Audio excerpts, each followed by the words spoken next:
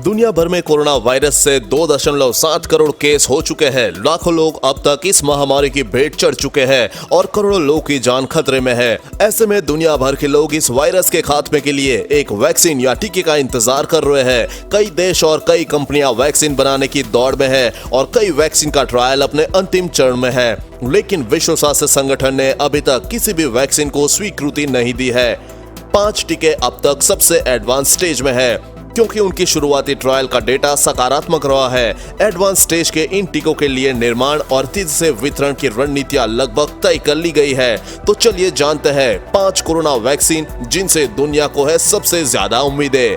Number 1, university of Oxford AstraZeneca vaccine type viral vector.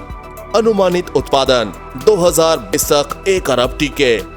सबसे ज्यादा उम्मीद यूनिवर्सिटी ऑफ ऑक्सफोर्ड और एस्ट्राजेनेका की वैक्सीन से है। ऑक्सफोर्ड की टीम ने 20 जुलाई को द लैंसेट के परीक्षण का डेटा प्रकाशित किया।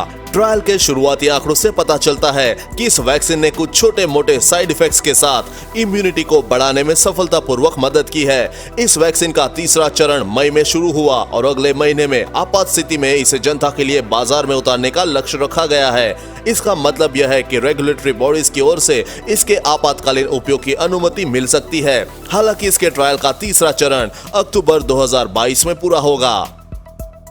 Number 2, Pfizer BioNTech vaccine type genetic code. अनुमानित उत्पादन 2020 के अंत तक 10 करोड़ टीके। खबरों के अनुसार फार्मास्यूटिकल कंपनी फाइजर ने कहा है कि वह अमेरिकी फूड एंड ड्रग एडमिनिस्ट्रेशन से अपनी कोरोना वैक्सीन के लिए आपात उपयोग करने के अधिकार की मांग करेगी। कंपनी ने संकेत दिया है कि इसकी वैक्सीन अगले महीने आ सकती है।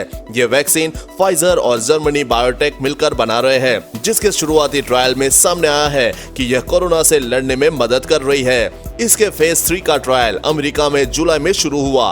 अक्टूबर में कंपनी आपातकालीन प्रयोग के लिए अनुमति लेने के लिए आवेदन देगी।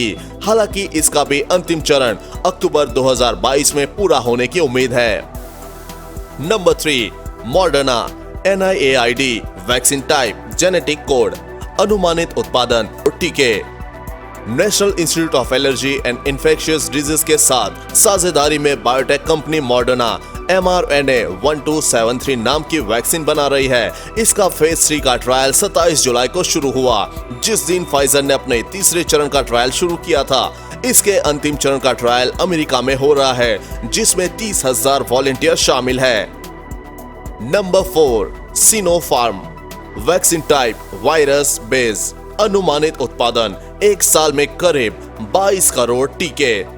चीन की सरकारी मालिकाना वाली फार्मा कंपनी सिनोफार्मा सरकारी एजेंसियों Wuhan Institute of Biological Products और Beijing Institute of Biological Products के साथ 2 वैक्सीन पर काम कर रही है। बहरीन, पाकिस्तान, संयुक्त अरब अमीरात जैसे देश में इस वैक्सीन का परीक्षण किया जा रहा है और आगे पेरू, मोरक्को और अर्जेंटीना में भी किया जा सकता है।